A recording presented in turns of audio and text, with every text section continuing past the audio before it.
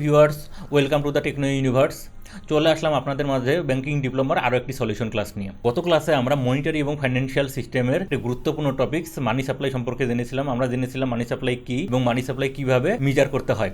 আজকের ক্লাসে আমরা M1 এবং M2 মানি সাপ্লাইয়ের মধ্যে তুলনা করব এবং জানবো এদের মধ্যে কী কী পার্থক্য আছে। তো চলুন শুরু করা যাক। এখানে M1 এবং M2 হচ্ছে মনিটারি এগ্রিগেটস, যেটা মানি সাপ্লাই মেজার করার জন্য ব্যবহার করা হয়ে থাকে।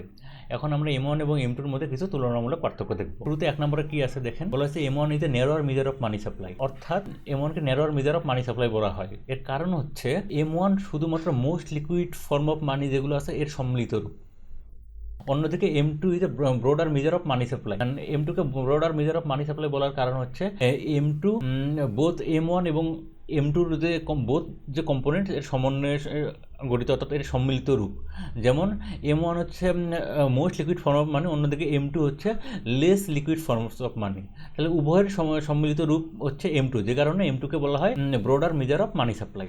তারপরের পার্থক্যটা দেখি, এখানে বলা M1-এর যে কম্পোনেন্টসগুলো আছে যার সমন্বয়ে M1 ক্যালকুলেট করা হয় সেগুলোর কথা বলা হয়েছে। যেমন এখানে M1-এর মধ্যে আছে কারেন্সি সার্কুলেশন, ডিমান্ড ডিপোজিট এবং আদার যে চেকেবল ডিপোজিট, এগুলো সমন্বয়ে M1 ক্যালকুলেট করা হয়ে থাকে।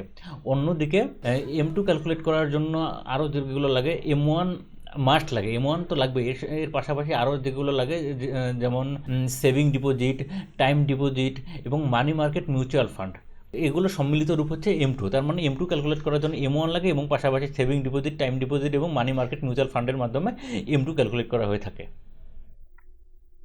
এখানে দেখেন কি বলেছে, M1 represents the most liquid form of মানি, অর্থাৎ M1-এর মধ্যে বেশি পরিমাণে লিকুইড মানিটা পাওয়া যায়। অন্যদিকে M2 represents less liquid form of money compare to M1, অর্থাৎ M2-তে M1-এর চেয়ে কম পরিমাণে লিকুইড মানি পাওয়া যায়। ঠিক আছে, দেখেন তারপরে পার্থক্যটাতে কী বলা হয়েছে, its components are easily accessible to individuals and business for making payments and withdrawals, অর্থাৎ এদের যে M1-এর যে কম্পোনেন্টসগুলো আছে এগুলোকে ইজিলি অ্যাক্সেস করা যায় এবং এদেরকে ইজিলি উইথড্র করে এদের মাধ্যমে পেমেন্ট করা যায়।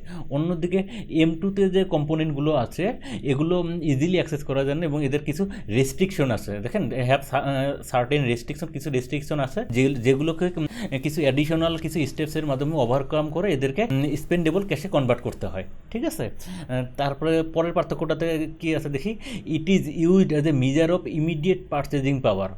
ঠিক আছে, অর্থাৎ ইমিডিয়েটলি কত টাকা পারচেস করা যাবে এটা M1-এর মাধ্যমে মেজার করা যায়। ঠিক আছে, অন্যদিকে M2-র মাধ্যমে কী করা যায় দেখেন, it is use to access the overall availability of money in the economy, অর্থাৎ ওভারঅল ইকোনমিতে তো টোটাল কত টাকা অ্যাভেলেবেল আছে এটা মেজার করার জন্য M2-কে ব্যবহার করা হয়।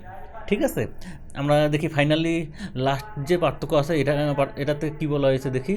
তারপরে দেখেন এখানে কি বলেছে, central bank often monitor M1 to guide their monetary policy decision, অর্থাৎ মনিটারি পলিসি ডিসিশন মেক করার জন্য সেন্ট্রাল ব্যাংক M1-কে মনিটর করে থাকে। ঠিক আছে, অন্যদিকে প্রাইসের স্টেবিলিটি মেনটেন করার জন্য, ইকোনমিক গ্রোথকে প্রমোট করার জন্য এবং ফাইন্যান্সিয়াল সিস্টেমের স্টেবিলিটিকে ইনশিওর করার জন্য সেন্ট্রাল ব্যাংক M2-কে মনিটর করে থাকে। আশা করি সলিউশন ক্লাসটি সবারই পছন্দ হয়েছে। পছন্দ হলে অবশ্যই লাইক করবেন, সাবস্ক্রাইব না করে থাকলে প্লিজ সাবস্ক্রাইব করবেন। পরবর্তী ভিডিও পেতে আমাদের সঙ্গেই থাকুন। Thank you.